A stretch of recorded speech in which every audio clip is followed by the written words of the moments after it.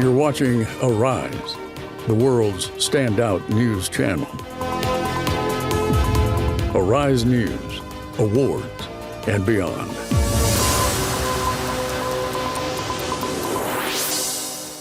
You know, you have to have a vision, you have to also have a mission. And if you don't really have these two, you should forget it. It's just not going to happen. Unfortunately, for us, with respect to our political leaders, some of our political leaders got there by accident. Really, you know, because if you have people who have actually gone through the ranks and somebody becomes a governor, he knows exactly what to do. He has the sense of what should be done. But, I mean, when you get there, what is your work? It's like a business. You should not run government as just, running in vehicles, convoy of 30 vehicles. No. You should run government like business. If you run government like business, obviously you will be able to succeed. Typically, you know, when you look at it by 2000 and up to 2007, Nigeria's production of cement was 1.9 million. Up to. But because of the policies of Obasanjo's government at that time, with His Excellency Atiku Abubakar, they brought this policy of cement. Fast forward, the policy of cement actually brought about a lot of things which people don't even know. Today, from that 2007, you know, when we first, let me even tell you a little bit of story. When we first bought Benue cement, and everything was transparent. When I was buying Benue cement, I didn't go to His Excellency Alhaji Atiku Abubakar to lobby. We went there. I think the technical committee was Kekere Ekun, Akin Kekere Ekun. Of the Bureau of Public Enterprises. Yes, Bureau of Public Enterprises. And we and Heidelberger. And we won against Heidelberger. Heidelberger went and instigated people in Benue to say that no. This factory, Aliko, has no knowledge of cement. And at the end of the day, he's just going to run the plant down. So at the end of the day, we fought for 42 months. We did not achieve. But during the fight, because that was during the fight, we left Benue, we went and started building Obajana in 2003. But fast forward today, Nigeria is producing more than 60 million tons of cement. Nigeria is the largest exporter of cement today in Africa, coming from the bottom of the second importer of cement in the world, after United States of America. We are number 2, then Spain. So you can see how things can actually be transformed. And what are the benefits for government? The benefits of government is that, yes, it at least is available. We are using local raw material. They were powering our power with gas, and we are now using coal, which is well, we are well endowed in the north with coal. And even then, when you look at it today, the benefit, apart from job creation, even the government, what I keep saying is that for every 1 naira we turn in cement, government collects 52 kobo. So had it been that we did not make those investments, government wouldn't have collected anything, because I know that people say, well, how can they collect 52 kobo out of 1 naira? We have 30% tax, we have 2% education, we have 1% health, we have 7.5% VAT, we have 10% withholding tax. And that is just federal government. Now you go to the states. Okay, most of the states, I don't want to single out one, but most of the states where we built even the road, we have to pay for using the road. Okay, I know the state you're talking about. So you can see, but at least it has made us to be self-sufficient. we're even targeting that by the year 2027. We'll be earning, now we're earning just about 200 and something million, but we'll earn about $500 million for just exporting powder. All right, Alhaji Danko, you didn't answer the issues of outcome of several retreats, governors meeting, Northern Governors Forum, presidential retreats and all of that. And all those ideas are still lying on the shelves because you just proposed another meeting. And some people will say the problem is actually with implementation. Several times you yourself, you have addressed Northern governors, Northern legislators, Nigerian legislators and all of that. So why do we have all these talk shops and yet the North still remains where it is? And people are interested in knowing the investments that Dangote Industries Limited has in northern Nigeria too. I think, well, really, when you look at it, the biggest problem and challenge that we have is that of implementation. You remember during General Abacha when we did Vision 2010. The Vision 2010, we as members of Vision 2010 were part of we attend Federal Executive Council meetings. And we were going around to check ministries, including even CJN office. I know that I was part of the team that was checking CJN office to see how much budget did you receive last quarter, and what did you spend, and where is the balance of the money. Things were going okay, and I can tell you if we had implemented Vision 2010, Nigeria wouldn't be where we are today, especially the North. Because what we have, like somebody was telling me today that without mentioning names, look, we need to just pray. I said, no, God will not answer our prayers because God has given us what it takes to be great. I mean, if a country like Singapore will be where they are, we have no reason. In fact, Ethiopia in the last couple of years were worse than northern Nigeria. 10 years ago, I used to say that when I go to Addis, I don't even get out of the airport because why? They are leaving the first class lounge. I think it was just about this size of this platform. The Bola International Airport. Yes. Okay. But today, you go and see what they've done. Ethiopia today is the most beautiful city, actually not even Africa, as far as I'm concerned, in the world. So it can happen. We can change it. There is no need for us to keep complaining, saying that no, things are not done right. No, we should stop all these things. I think all of us, what we need to do is to hold a retreat where we discuss all our issues and find solutions. And you are right, I've attended so many. In fact, I'm tired of even attending. Including presidential retreats. Presidential retreat, the problem is that of implementation. You look at it today, we have the solid minerals we are sitting on in the northern part of Nigeria is unbelievable. It's amazing.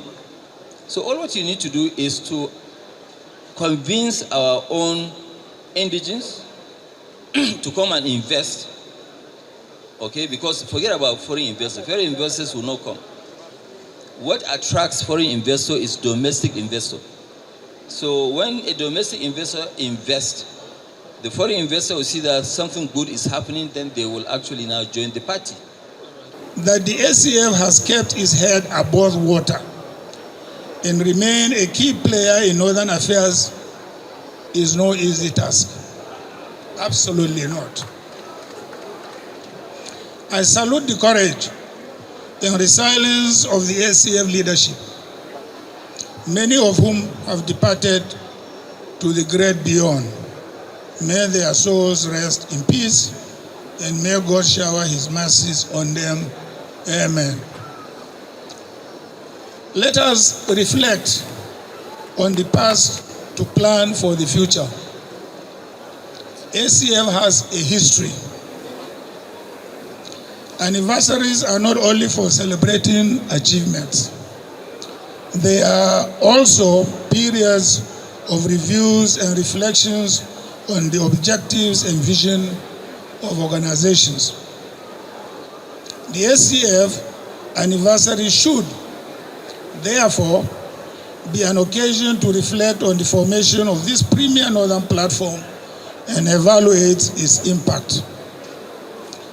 As some of you here will recall, when we came into government following the 1999 general elections, we met a divided North. There were numerous platforms, prominently the Turaki group around the late President Shehu Shagari, a group around the late Dr. Shola Saraki, and yet another around the late Abdurrahman Okene, and yet another, the Middle Belt Forum. The first thing we did was to try to unite the North. To start the process, therefore, I consulted widely and set up a team of senior citizens led by the Emir of Ilorin, His Royal Highness Ibrahim Sulu Gambari, to go around the length and breadth of the North, inviting these different groups to come together under one platform. It was not an easy task, but I am glad we were able to coalesce into one united platform under the chairmanship of General Yakubu Gawan and the executive chairmanship of late MD Yusuf. Subsequently, great northerners like Chief Sunday Ahoni chaired the executive board of the ACF. Much of the evolution of the ACF may have been documented, and since the leadership and some of the key actors are here with us, I shall allow them to educate us on how the ACF fared in the last 25 years of its existence. For my part, I would like to turn to an issue that has remained important and which we all need to continue to work on, because it is at the very root of the strength of the North, and that is Northern unity. How do we feed this population? If today we are battling with huge grain deficits, how do we educate this population and provide health care? How do we provide jobs for the teeming youth in their hundreds of millions? These are the critical questions we need to address, for these are the big issues for every community around the world today. We have to face them and deal with them, or resign to the consequences, and God forbid. The competitive environment of the 21st century will not accept complacency. It will not accept absentee leadership.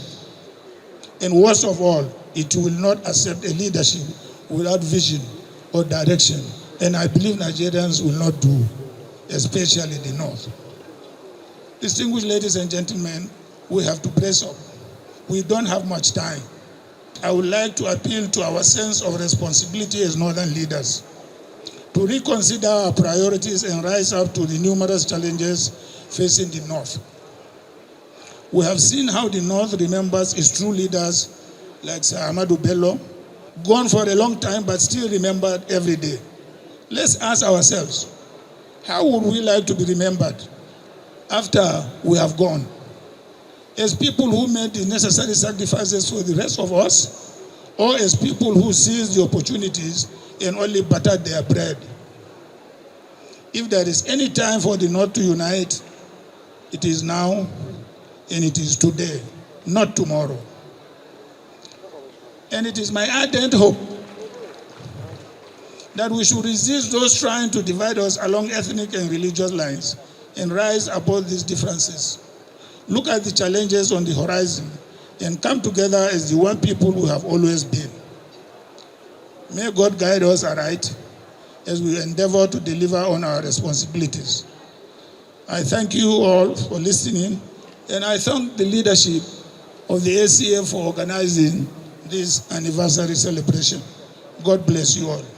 On this special day of our Silver Jubilee, we feel deeply honored. The people of Nigeria are bound by a destiny far greater than our challenges. Our collective will, demonstrated here by your presence, is the fuel that propelled our nation forward. On this endeavor, we should never relent. We must never tire in our pursuit of unity. We must never falter in our commitment to dialogue. We must never waver in our belief in the promise of Nigeria.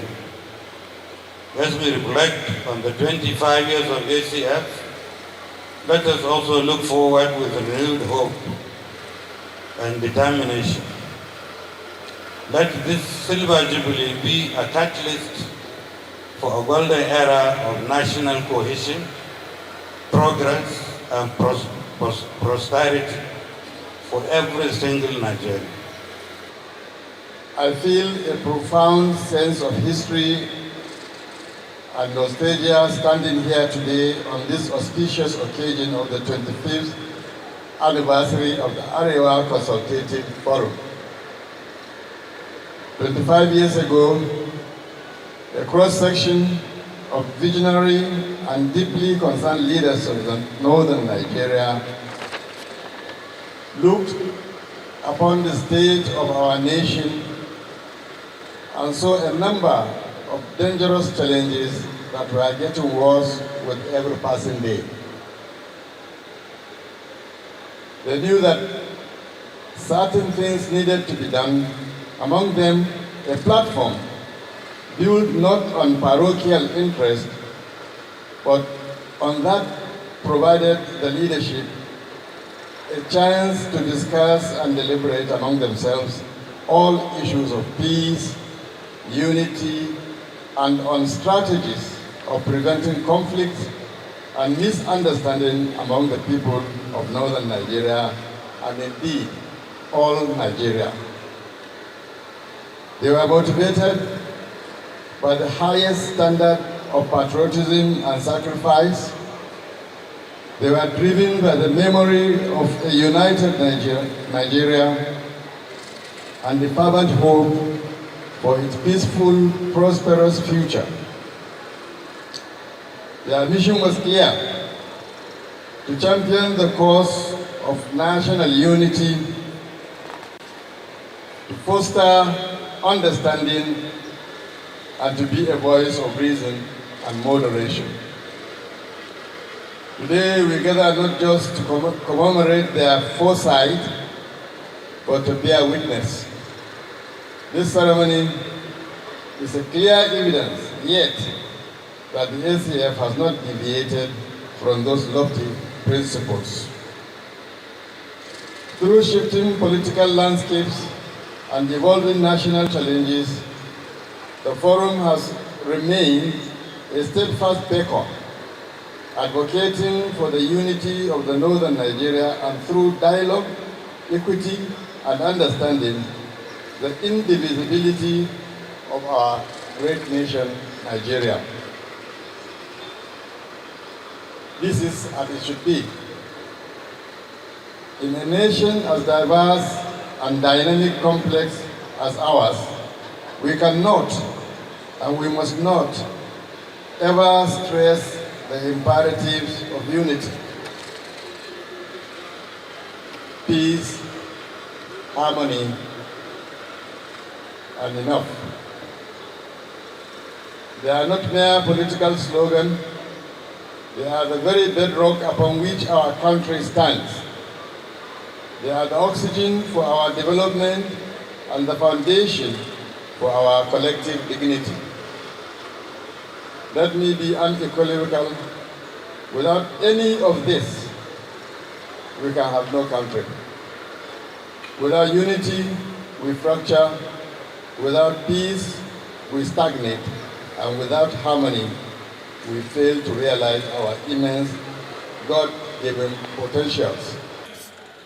And I commend the leadership of the ACF, and I'm happy that we have the Silver Jubilee, and I pray that by the time we are having the Golden Jubilee, Nigeria will be the greatest country in the world. Northern Nigeria is a great asset to the country. My family has almost a century experience having members of our family living in Northern Nigeria, and I myself, at the age of 53, I discovered that I have spent 58% of my lifespan living in Northern Nigeria. So I'm a pure Dan Arewa. But the importance of the ACF is not only because it speaks for the North. The importance is that it speaks for one Nigeria. Because we started our journey, it was only in the North that the meaning of unity was understood, and the ruling party's motto was one North, one people. And by the time we got to Second Republic, the party in power was one nation, one people. So we have moved from unity of the North to the unity of Nigeria. Now, at present, the challenge we have is every man unto himself, and God for us all. So we must go back to one nation, one people. We used to worry about our differences, and we went to Britain, negotiating independence based on our differences. But now, we are challenged by our common problems. So our politics must change. And I assure you, the ACF, that Arewa Consultative Forum, Afenifere, Ohaneze Ndigbo, Middle Belt Forum, Niger Delta Forum, all of you should come together and become the Nigerian Consultative Forum. And say to you that whatever I have done in the North, I did as a Minister of the Federal Republic of Nigeria. It includes the Kano Kaduna Rail, the Kano Maradi Rail, and the completion of the Abuja Kaduna Rail. It includes the establishment of the Investor of Transport in Daura, and to say it was done because I felt there was a need to establish those things. We are a nation. While preaching unity in Northern Nigeria, please let us also preach unity in the whole of Nigeria. The problem with Nigeria is injustice. The justice that is being served in Abuja must be served in the Igbo land, southeast. Must also be served in the north, as well as the southwest, and as well as the south-south. Those who have accused the president of being nepotistic are not being fair to him. He's not nepotistic. Yorubas are not enjoying this government. Very few individuals are enjoying this government, and the rest of us are suffering. The rest of us are dying of hunger. Nigerians are dying of hunger. The government has panicked. They've closed schools. There are 20 million Nigerians who are out of school. Instead of addressing it, we are closing schools to increase the number of Nigerians who are out of school. In that number, more than 60% of those who are out of school are Northerners. And the Nigerian government are not worried. I mean, it's not worried about it at all. We are not worried about it. The more we deny Nigerians their economic rights, the more they will establish for themselves non-economic rights. And what do I mean by non-economic rights? Those rights that includes kidnapping. Today, the Nigerian government is not able to protect anybody. Nobody. So, for me, I thank Arewa, and I think that Arewa should go a bit further to negotiate with other Nigerians to come together to address what is currently happening in the country. I thank all of you. God bless all of you. Our political elite of today in Nigeria need to work very hard to strengthen Nigeria's democracy. The way that our late Premier and the founding fathers of Nigeria did, in order to continue to add value to Nigeria in particular and humanity in general. Those are the wishes of our boss, General T.Y. Danjuma. Thank you very much for your attention, and God bless. This gathering is taking place at a time when a gathering is taking place across the world in the United States of America, where, as we gathered here, know very well that what is taking place in the United States, the public hearing which designated Nigeria as a country of particular concern, do not represent the reality in this room. And the reality in this room is Nigeria's reality. Yes, we might be challenged, but we have no religious genocide. We are a united people. We are a people who are looking for support of the world so that we can do better, so that all the reforms that are being undertaken will result in more prosperity, and Nigeria can be more prosperous. And last but not the least, let us remember, in 2020, President Muhammadu Buhari visited the United States. He visited President Trump, who turned to him and said to him he should stop the Christian killings. And President Buhari assured him that there is no Christian killing in Nigeria. And that was the first time Nigeria was designated as a country of particular concern. In fact, President Buhari used that opportunity to tell him that what we are looking for is arms and unity so that we can confront the insurgency that civilized world need to be united around so that we can take on those challenges. And that is what led to the sale to Nigeria of Super Tucanos. What we are facing today is no different. Our president is doing his very best. What we need is unity in the world. In the coming session, which Mr. Speaker promised to hold in the next coming week, members of the House will be given ample opportunity to report the situations in their respective constituencies. And we will also use that same opportunity to urge the government of the Federation, and by extension our respective state governors in the Federation, to pay more serious attention to the security of lives and property of the people of the Federal Republic of Nigeria. As we reflect on this quarter century, we must also envision a bold future. True political neutrality cannot mean the absence of political direction. The North must develop a coherent, homegrown agenda, focused uncompromising on security, good governance, educational advancement, and economic development. The ACF's role must evolve to ensure we are actively engaged in supporting state governments and encourage accountability to our people. Our challenges require robust regional solutions and state-level accountability, not over-reliance on the federal government alone. It is very important for us as custodians of our culture and tradition to continue to uphold peace and peaceful coexistence. That is what we are meant to be doing, and that is what we will continue to do. Northern Nigeria is greater than each and every one of us here, as also the entire Nigeria is greater than each and every one of us that we are all here. There will be challenges and peculiarities all over the world, we know that. But let us focus more on positive side and the strength of Northern Nigeria. The greatest country we all know in the world, United States of America, they have more security challenge than any country in the world. Yet, they are branding their country. They conceal a lot of things and they work towards the image and branding of their nation. Let us all join hands together and also focus on how to brand the Northern Nigeria for the betterment of the entire Nigeria as a country.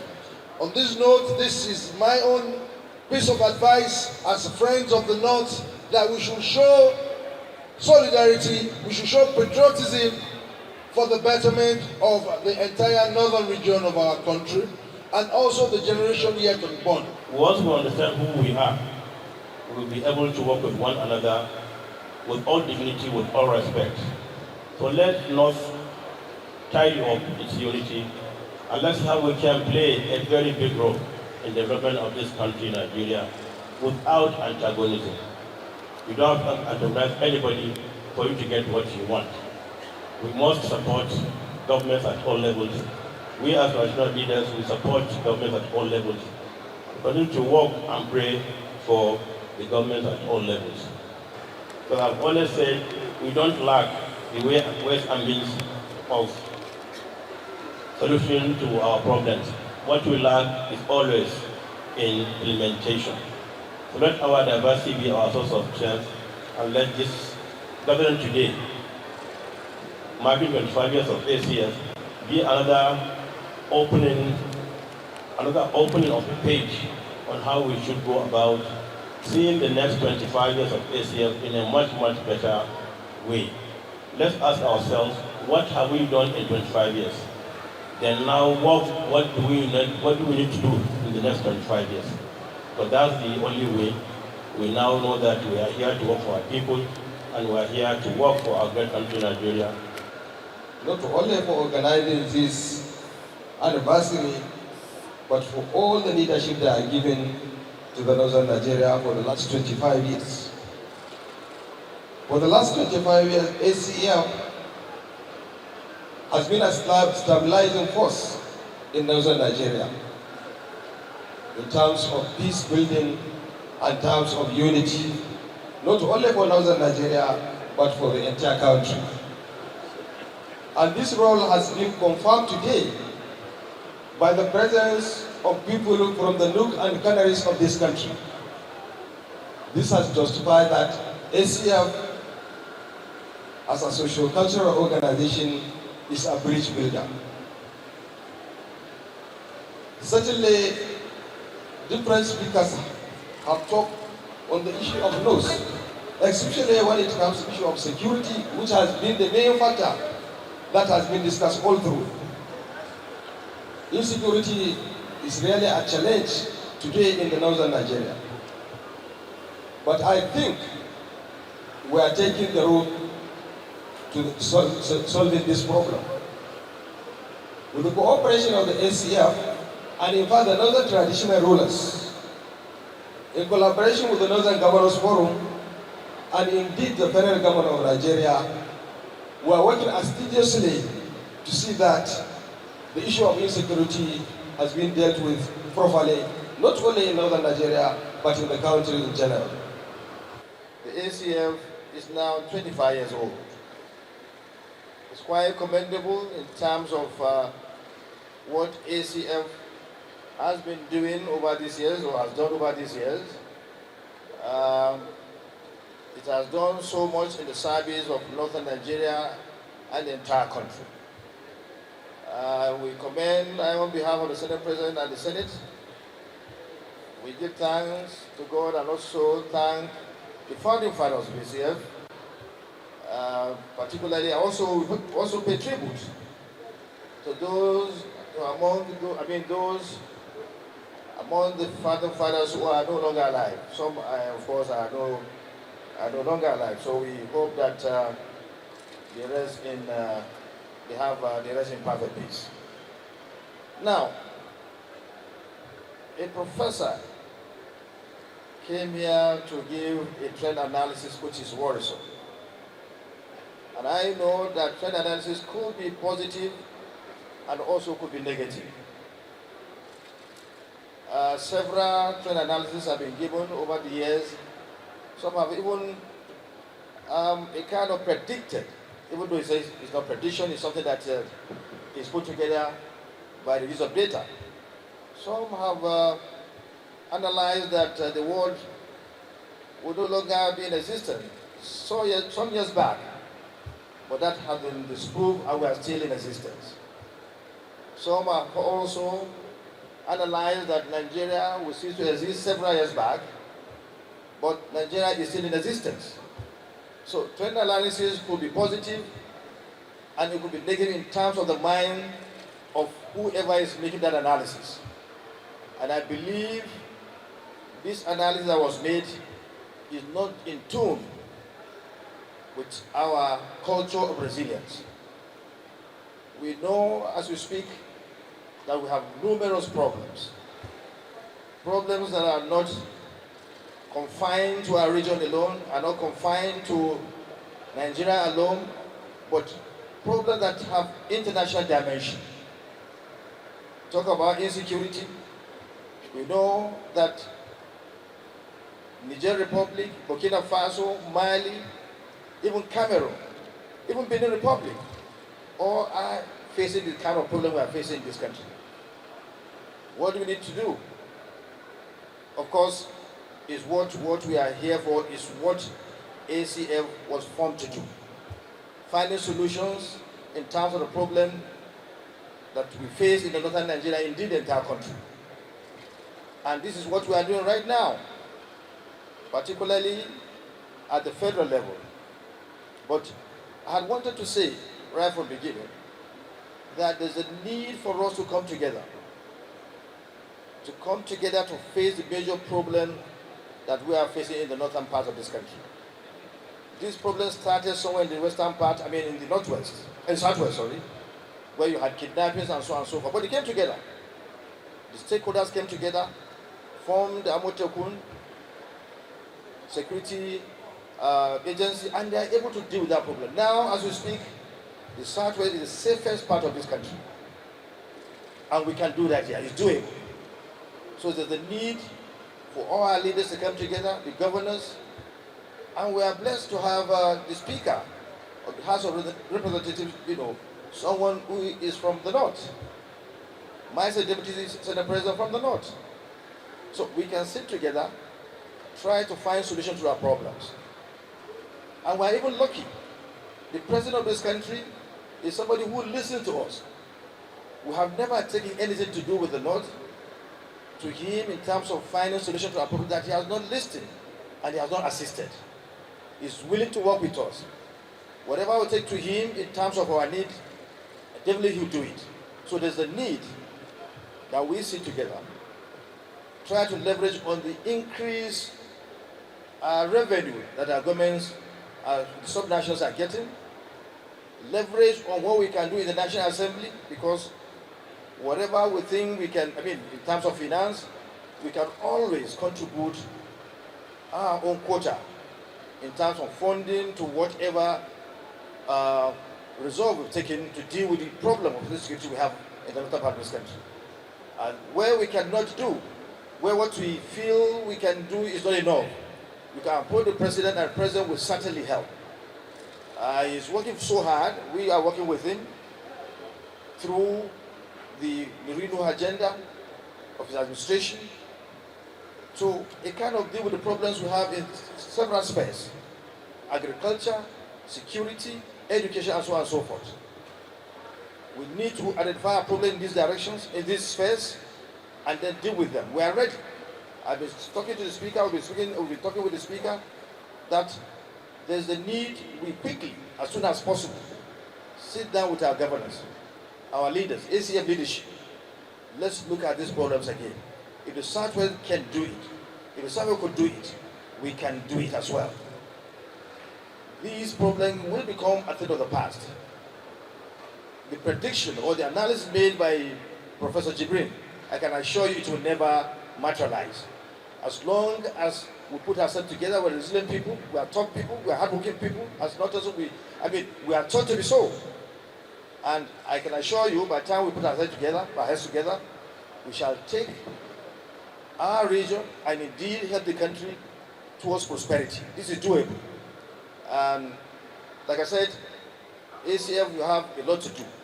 Please facilitate this kind of arrangement. Facilitate this forum.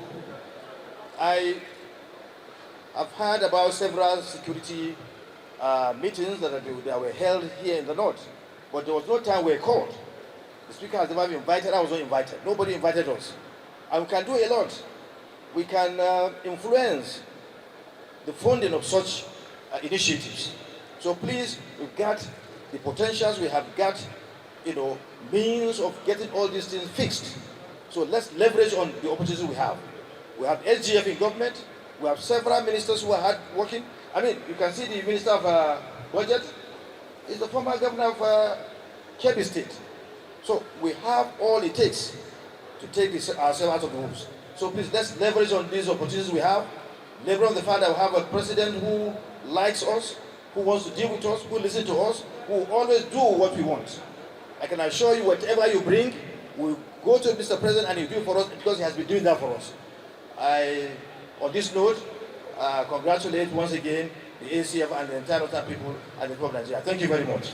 I'm here on the instance of Mr. President, Commander-in-Chief of the Armed Forces of the Federal Republic of Nigeria, who is unavoidably absent in this program.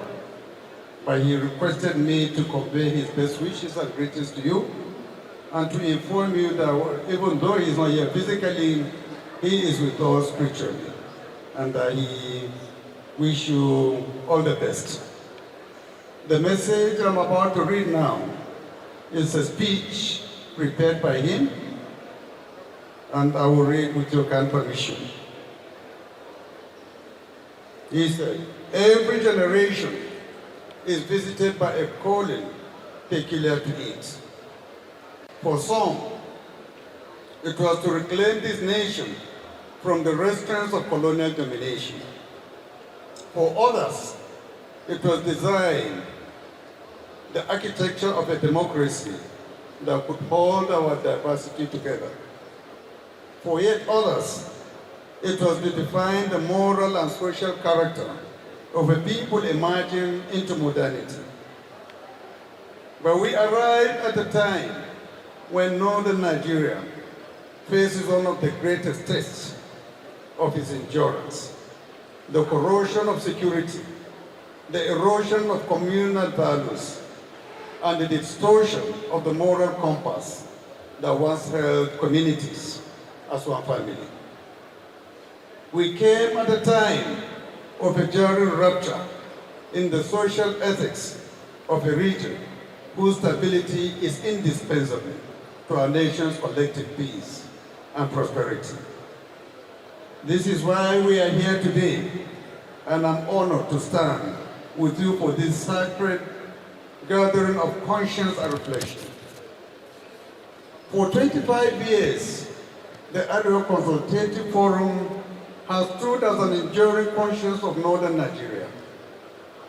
It has assembled patriots, brilliant minds, moral fortresses, and selfless negotiators whose dedication has ensured that the North remains a central pillar in every serious national conversation. The ACF has not only advocated solutions to regional challenges, it has fought for dignity, fairness, and equality for millions who call this vast region home. This Silver Jubilee is therefore a celebration of courage, advocacy, and principled service by some of the finest voices the North has produced. The founding fathers and mothers of the ACF foresaw a moment like this. They understood that the region would always depend on its most patriotic sons and daughters to negotiate for its interests and articulate its hopes. This is not a contradiction of the spirit of our federation. It is, instead, an affirmation of the culture of representation that strengthens our national character.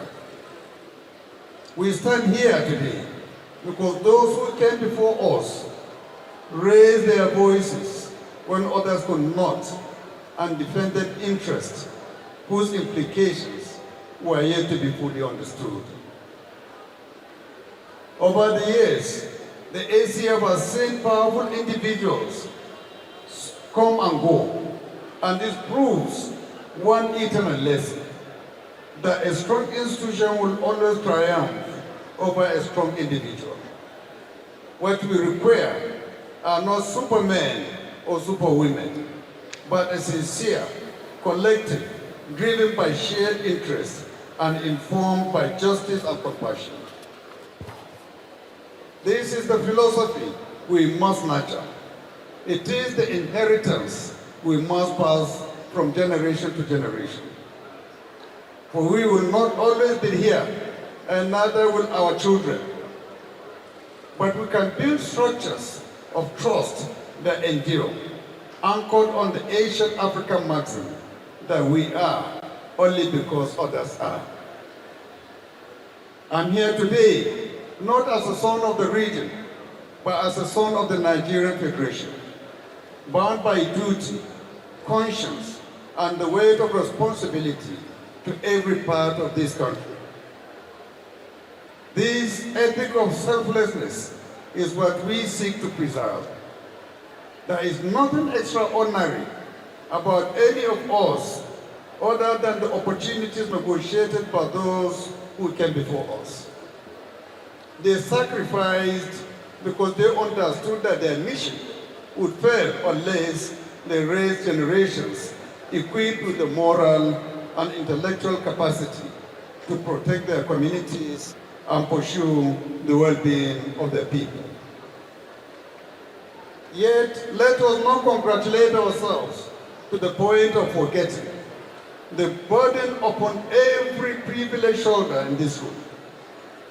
There has never been a time when the North more urgently needed honest, courageous voices. Yes, there have been mistakes. Yes, there have been moments of truth. But we cannot say the North has failed unless we abandon our responsibility to be our brothers and sisters keepers. We fail the day we sleep comfortably while millions sleep with empty bellies. The day fear becomes a permanent companion for travelers moving from one village to another. But let no one believe that hope is lost. The dysfunction inherited over decades, fractured bones, and strained unity. Yet the ethnic and religious diversity gathered here today is a declaration of the collective resolve to overcome polarization and resist any agenda designed to divide. Unless trust is rebuilt, security challenges will persist, economic stagnation will deepen, and educational deficits will widen. This is the reality we must confront with courage and realism. Nothing troubles me more gravely than the security crisis bedeviling Nigeria, especially northern Nigeria. Affliction in any part of the country is a setback for every part. We cannot prosper when one limb of the national body is paralyzed. The layers and sophistication of the security challenges we inherited are daunting, but what should inspire confidence in this urgency with which my administration is pursuing solutions. We are not only determined to ensure that terrorists and bandits groups tormenting the North are eliminated, we are equally committed to reversing the region's economic decline. I have unwavering optimism in the North Province, and I eagerly anticipate the day when the first tankers of crude oil from Kolmani and other northern oil fields roll out. This is why we are accelerating critical roads, rail and river transport projects across the region. Most notably, the transformative Abuja-Kaduna-Kano superhighway, which we intend to commission in Kano in the coming months. The wisdom of today's anniversary is crowned by your resolve to launch the ACF Endowment Fund. I must express my pride in this purposeful step. This fund is an investment in our shared future, supporting girl-child education, youth skills acquisition, peace building, and conflict resolution efforts across the region. It establishes a practical foundation upon which a more stable and prosperous area can be built. Your Excellencies, ladies and gentlemen, while I have no doubt in your generosity towards this endowment, I appeal to each of us to live here as champions of a new cause. Let us recommit ourselves to the ideals that produced the ACF 25 years ago. Let us work together across government, traditional institutions, and civil societies to build a north worthy of its history and deserving of its future. Thank you, and may God bless the Federal Republic of Nigeria. Distinguished ladies and gentlemen, let me first of all express our sincere gratitude to the President and the Commander-in-Chief, Senator Bola Ahmed Tinubu, GCFR, one, for sending a very high delegation to this very important occasion, led by the Speaker, and two, for his commitment and service to Nigeria in general and in particular to Northern Nigeria. Mr. Speaker, please express our gratitude to the President for what he has done to the North and what he plans to do for the North and Nigeria at large. Let me also use this opportunity to thank one of us, the Deputy Senate President, who does both as representative of the President of the Senate and himself as a Northerner in this occasion. We have also had your own words and your own statement towards the development of Northern Nigeria. Mr. Speaker, we are also grateful to you. Wearing the two caps you have just done, you stand in for the President and also you stand in for yourself. Our governors, those who are here and those who have not been able to come, we thank you for all your contributions to the development of ACF.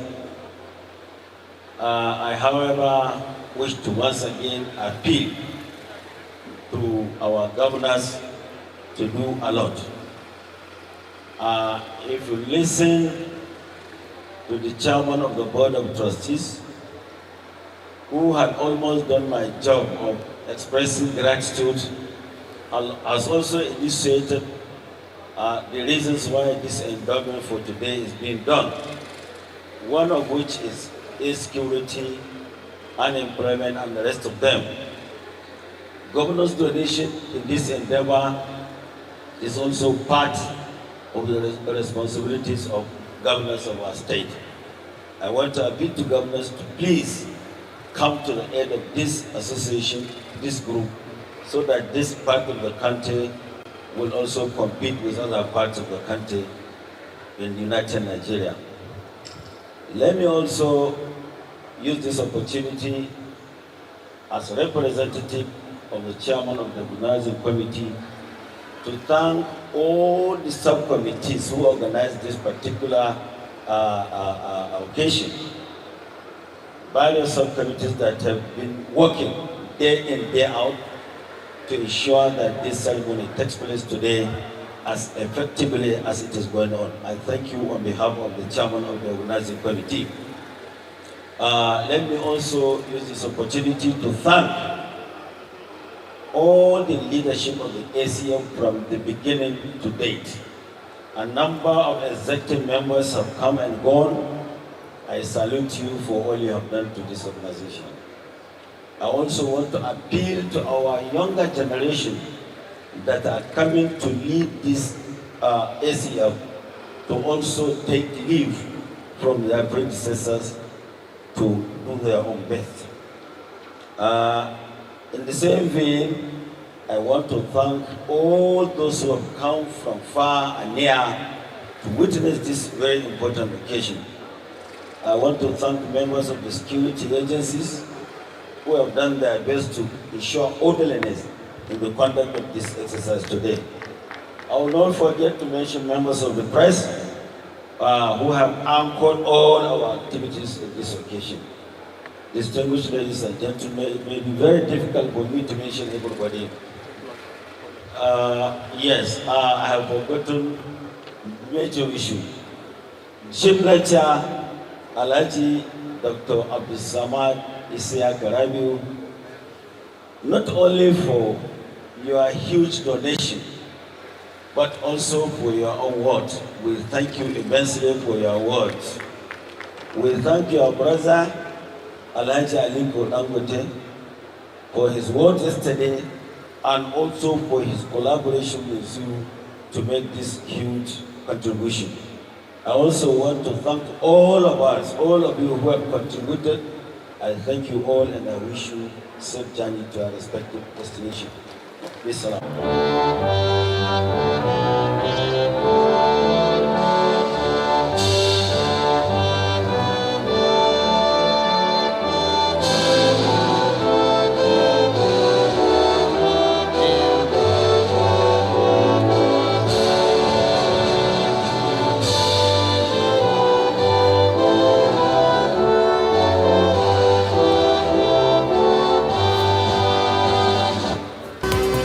You're watching Arise, the world's standout news channel. Arise News, awards, and beyond.